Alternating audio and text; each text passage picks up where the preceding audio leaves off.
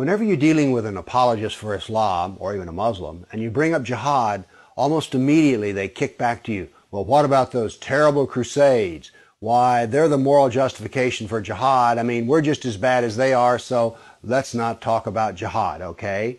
Let's talk about the Crusades. Well, what we'd like to talk about here are facts.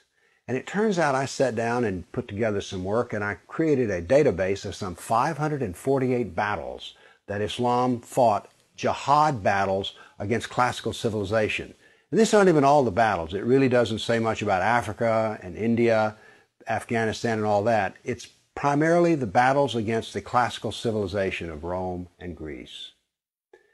So, 548 battles is a lot, and it's too much to even comprehend. So I created something which I call a dynamic battle map, in which you have a display of the Mediterranean, and a white dot means that this 20-year period, that's a new battle. So every time the screen changes, it's 20-year period. The colors white turn to red, and so you can see a history. This may seem a little confusing, but I think when you see it, you'll know exactly what I mean. And here it starts. Islam burst out of the Arabian Peninsula and immediately starts attacking the Middle East. And notice that it doesn't take long until they're crossing the Mediterranean and attacking southern France and Spain. Notice something here. Most people think of Islam, they think of Arabs, they think of desert, and yet here we see that Islam is projecting power throughout the Mediterranean. Notice how the little islands of the Mediterranean are getting hammered.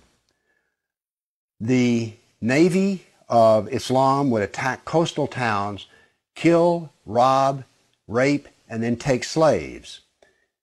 So this whole battle map, as it unfolds, you're seeing slaves being taken.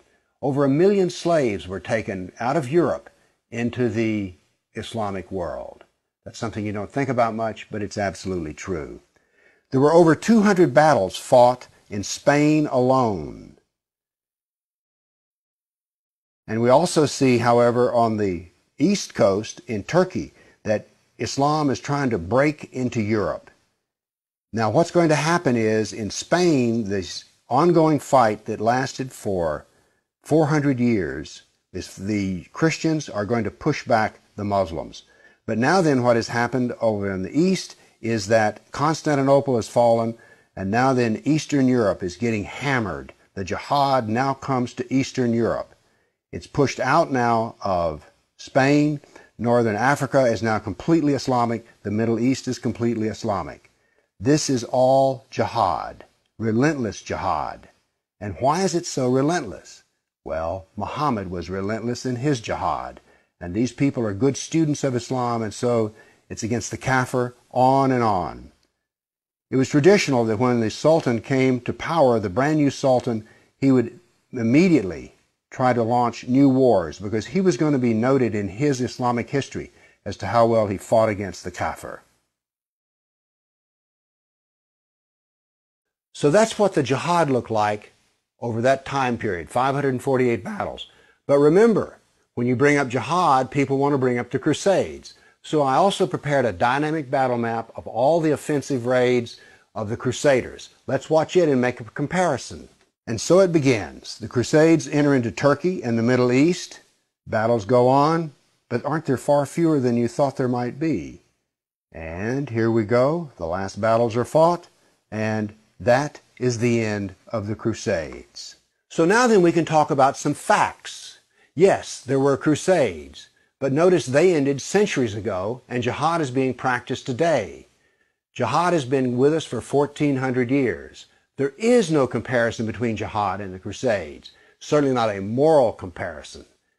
And when you're looking at the Crusades, remember, in one sense, all of the Crusades were defensive wars. Why?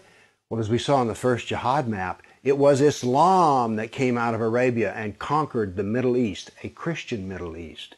And so the Crusaders were trying to free their Christian brothers and sisters from jihad. So there's no moral comparison at all. The motivation of the Crusaders was to free Christians.